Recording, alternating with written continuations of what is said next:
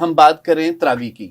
سر تراویح میں مطلب مختلف لوگ مختلف باتیں کرتے نظر آتے ہیں. میں خود بھی سوال پوچھنا چاہتا ہوں, ناظرین سمجھنا چاہتے ہیں, وہ یہ ہے کہیں 20 تراویحاں ہیں, کہیں 8 تراویحاں ہیں, یہ بعد میں آتی ہیں. پہلے مجھے یہ بتائیے کہ یہ واجب ہیں, نہیں واجب, یا گزارا ہو جائے گا فرض پڑھ کے؟ اگر ہم عشاء کی نماز پڑھ لیں, 4 فرض پڑھ لیں, 3 وتر پڑھ لیں, 2 سنتیں پڑھ لیں, نماز عشاء کی ہو جاتی ہے کہ نہیں؟ پہلا سوال.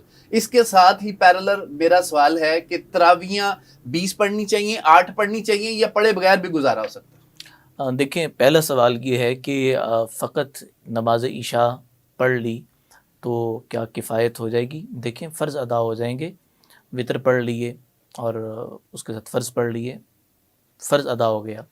نماز تراویح کی حیثیت سنت مؤکدہ کی ہے, یعنی سنت مؤکدہ وہ سنت جس کی تاکید کی گئی. اوکے ٹھیک. اب اگلی چیز یہ ہے کہ تراویح پڑھ کر کیا مطلب روزے کا اجر؟ روزے کا اجر وہ ایک الگ چیز ہے, لیکن روزے کے انوارات و ثمرات یقیناً اسی کو ملیں گے جو دن کا روزے دار ہے اور رات کا کیا ہے, وہ قائم اللیل, رات کو قیام کرنے والا ہے نماز تراویح کے حوالے سے.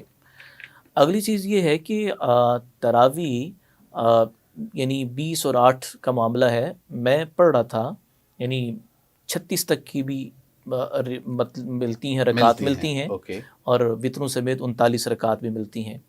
ہمارے بر صغیر پاک و ہند میں اس مسئلے پر اتنا زیادہ ایک پرتشدد نظریہ رکھا جاتا ہے.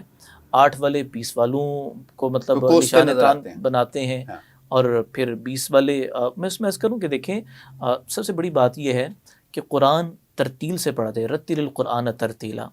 اور تراویح کا لفظ تراویح جو ہے نا, اب ہم صرف لاجیکل وے میں اگر جائیں تو تراویح کہتے ہیں, ترویحہ کہتے ہیں 4 رکعتوں کو. چونکہ عربی زبان کا قاعدہ ہے, عربی زبان میں جو جمع آتی ہے وہ 3 سے زائد, 3 سے کم جو ہے نا وہ جمع نہیں ہوتی. اب اگر ہم تراویح بنائیں, تراویح جو ترویحی کی جمع ہے, تو اس میں آپ حساب لگا لیں تو 4 رکعت 1 ہو گیا, ٹھیک ہے جی, ایک ترویحہ, پھر 2 8 ہو گئے, اور 3 12 ہو گئے. کم سے کم 12 رکعتیں ہوں گی تو آپ تراویح کہہ سکتے ہیں, تراویح کہہ سکتے ہیں, ٹھیک ہے. تو اب اس میں یہ عرض کروں کہ بہت سارے علماء ہیں جو 8 کے قائل ہیں, لیکن 8 کے بعد وہ نوافل کے قائل ہیں.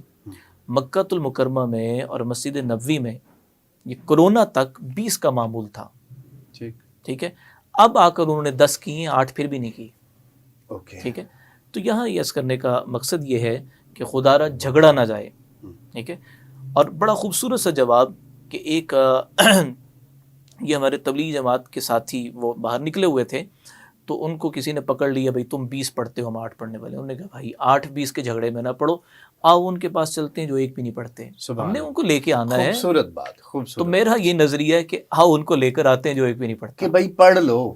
جی بالکل, 10 پڑھ لو, 8 پڑھ لو, 20 پڑھ لو, پڑھ تو لو نا. دیکھیں نہیں, آپشن میں نہیں دے رہا, نہیں میں آپشن کی بات نہیں کر رہا, میں بات کر رہا ہوں. جی جی, میں نے آپ کی اس بات سے بات کی, آپ 20 پڑھتے ہیں, میں 8 پڑھتا ہوں, چلو بھائی آؤ چلتے ہیں. ان کی طرف جو نہیں پڑھتے ان کو ہم ان کو لے کر آئیں, مسجد لے کر آئیں.